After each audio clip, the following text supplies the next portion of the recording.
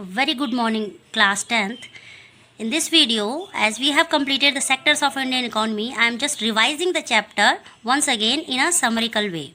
So, in this chapter, whatever we have studied, I am going to repeat once again and I will give you some additional and important question as your homework. Okay? Now, economic activities we have studied in this chapter can be classified into three sectors: primary, secondary, and tertiary sector. When we produce good by exploiting natural resources, it is called an activity of the primary sector or agriculture sector. For example, cotton cultivation, dairy production, fishing, forestry come under primary sector. Primary sector is also called agriculture and related sector. Secondary sector covers all activity in which natural products are changed into the different forms, like through ways of manufacturing that we associate with industrial activities. Example, getting cotton fiber from the plant, spin yarn and weave cloth, making sugar or gur by sugarcane. So secondary sector is basically manufacturing sector where we transform the raw material which we get from the primary sector. Now tertiary sector is different from the above two. These are activities that help in the development of primary and secondary sector. Okay, just like transport, storage, banking, communication and business, etc. Tertiary sector is also called service sector. It includes some essential services that may not directly help in the production of goods. For example, teachers, lawyers, doctor, washermen, barbers, etc. are the example of tertiary sector. Now, the various production activities in primary sector or secondary sector and tertiary produce a large number of goods and services and employ a large number of people. The data of India for the forestry and the data of India for the last 40 years shows that while goods and services produced in the tertiary sector contribute the most to GDP, but the employment ratio remains high in the primary sector. The value of final goods and services produced in each sector during a particular year provides the total production of the sector that year. Now, gross domestic product. What is GDP? It shows how big the economy is. The central government publishes it. The importance of tertiary sector is growing day by day. All service sectors are not growing equally, as we know it very well. There are not enough job opportunity in the secondary and the tertiary sector. More than half of the workers in the country are working in the primary sector, especially in agriculture. Now, contribution of agriculture in GDP is only 1 upon 4th, whereas the secondary and the tertiary sector contribute 3 upon 4th of the produce. There is disguised unemployment. Okay, there is disguised employment in agriculture. That is, if a few workers move out, production will not be affected. It is known as a disguised employment. A study conducted by the Planning Commission estimate that nearly 20 lakh jobs can be created in the education sector alone. Now, in our country, central government made a law implementing the right to work in 625 districts and then extended it to an additional 130 districts. It is called National Rural Employment Guarantee Act 2005 and it is also known with the name of NREGA. Now, further we studied in the chapter that on the basis of nature of economic activity, there are two types of sectors: organized and unorganized. Okay, so on the basis of economic activity, we divide the sector between in two ways. One is organized. Now, organized sector covers those enterprises or places of work where the terms of employment are regular and people have assured work. Small and scattered units which are largely outside the control of the government is called unorganized sector. The terms of employment are not regular and people do not have any security of work. Since 1990, it is common to see a large number of workers losing their jobs in the organized sector. These workers are forced to take up jobs in the unorganized sector with low earnings. Hence, besides the need of more work, there is also need for the protection and support of the workers in unorganized sector. In our country, majority of workers from scheduled castes, tribes and backward communities are working in unorganized sector. On the basis of the ownership, economic activity, on the basis of ownership. Okay, on the basis of ownership, we can classify the industry in the following sector: public sector, private sector. In the public sector, the government owns most of the assets and provides all the services. In the private sector, ownership of asset and delivery of services is in the hands of private individual or companies. The government of India buys wheat and rice from farmer at a fair price and stores it in its godown and sells at lower price to the consumer through ration shops. As you know, ration shops, for the BPL and below BPL people, that they can buy these basic food grains at very cheap cost. There are large number of activities which are the primary responsibility of the government. The government must spend on these activities. In India, nearly half of the children are malnourished and quarter of them are critically ill. Just because of the lack of nutritious food, they fall sick. The infant mortality rate of Odisha 40 or Madhya Pradesh 51 is higher than some of the poorest country of the world, such as the African country. Government needs to pay attention on availability of safe drinking water, housing facility for the poor people, food and nutrition, etc. So students, as a form of summary, these are the important theoretical point which you have to remember for this chapter, sectors of the Indian economy. Okay, some additional important question will be given as a homework, which you have to do in your fair notebook as a additional and more important question. Till then, take care and goodbye. Now students, I want to discuss some questions with you which I will give you as your homework in the last video of economics chapter, sectors of Indian economy. So the first question which I have given, that you have to describe any three importance of primary sectors of Indian economy. So you know that for 3 marks you can write down 2 or 3 lines introduction. So you can start your answer that the primary sector is the backbone of all remaining 2 sectors, and especially in Indian economy it plays a significant role because Indian economy basically based on agriculture, है ना. Then you can state that at least 3 different importance that why the primary sector is important. So first you can write down primary sectors. The first important you can write down, it provides raw material. Then you can explain primary sector is the base of remaining 2 sectors, as this sector provides the raw material to the secondary and tertiary sector. That's why it becomes the foundation for all remaining 2 sectors. Then what can be the other importance? What can be the other importance? You can write down in your way.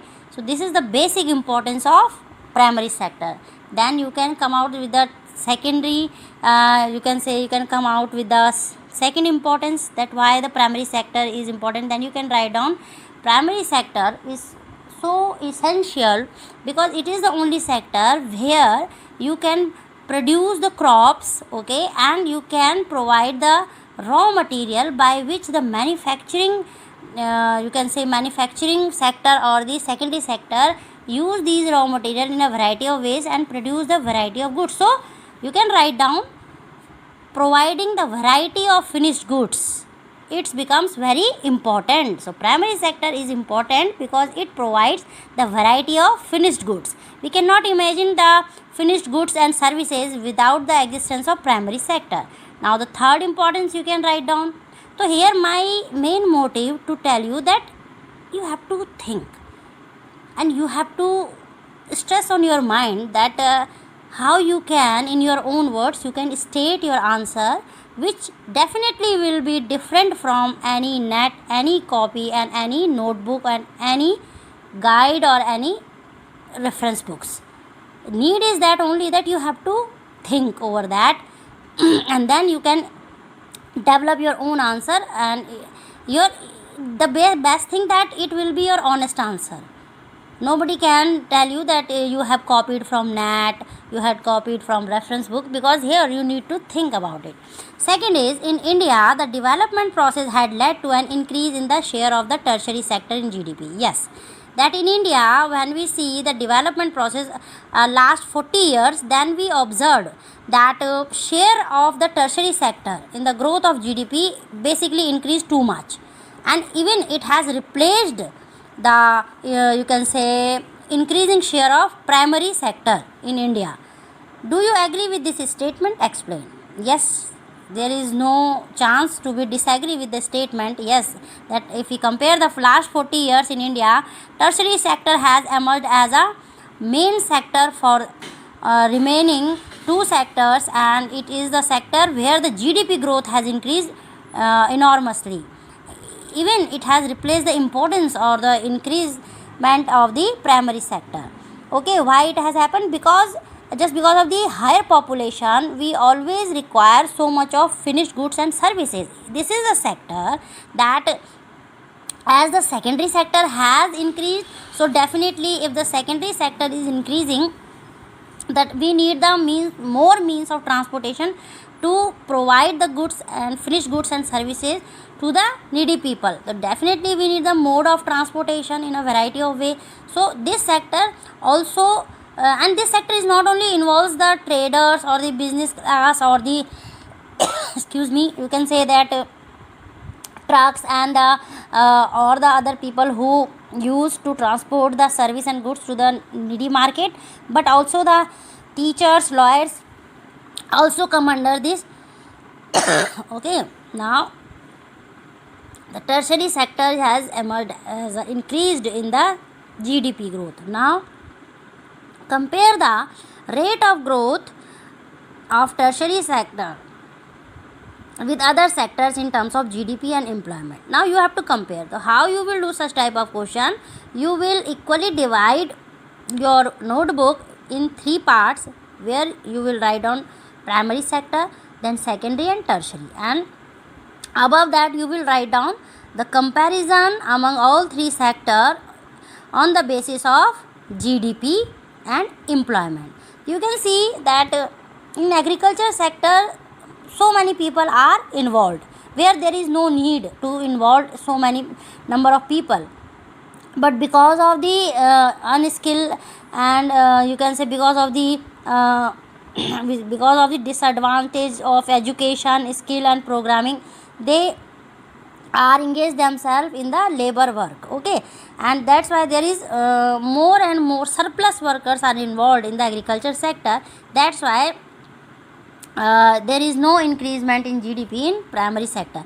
While in the secondary sector, it has also provided the numbers of people as a worker in the workshop, in industry. So more than if the people are engaged in secondary sector, so it is good, because now the illiterate and uneducated people are also doing the variety of work for what they are suitable.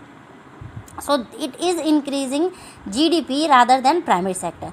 Now the tertiary sector. Yes, tertiary sector and secondary sector has given and increased the employment to the people in India, and tertiary sector has emerged as a most, you can say, basically secondary and tertiary sector both are simultaneously increasing the GDP and employment, because both are so interconnected. Okay, and both the manufacturing sector, it means secondary sector, and transporting sector, it means tertiary sector, both are interlinked with each other. If one increased in GDP and employment, then tertiary sector itself needs more employment and more employed people, and it increase the GDP. So it is just like giving you the idea, then you can by your own way you can draw your answer. And remember, these questions can be asked for 3 marks and for 5 marks also. Now explain 2 ways by which more employment can be created in India. So what can be? This question can be asked you in 3 marks, that explain any 3 ways by which more employment can be created in India. They can ask you explain any 5 ways by which more employment can be created in India. So when they will ask you 5 ways, it will be for 5 marks. So remember word limits. Okay, so basically I am asking you for 3 marks. So what can be, by your own survey and study, that how we can create job, because there is a great need to create work, and any organization will create job or create place for only the hard working people and the skillful and who are capable mentally and physically. Then such type of people without having the place in an organization itself creates jobs availability to such type of people. So it is upon us that how we improved ourselves. Okay, now in India, how, in which sector you think we can create more jobs? Okay, you have to draw your answer. Then write in brief the working condition. It is very important question. You have to write or distinguish, you can say, between the working condition in organized sector and under unorganized sector. So you know, organized, as name is reflecting, organized means everything is systematically performed, and unorganized where there is no particular rules, regulation, no particular salary allowance is given to the people. So you will write down first one side in your notebook organized sectors working condition, and on the other side you will write down unorganized sector working condition. So organized sectors working condition are set. They informed to the you can say employee that how many their working hours are limited, while in unorganized sector the working hours is not limited and fixed. In organized sector their salary and wages are fixed.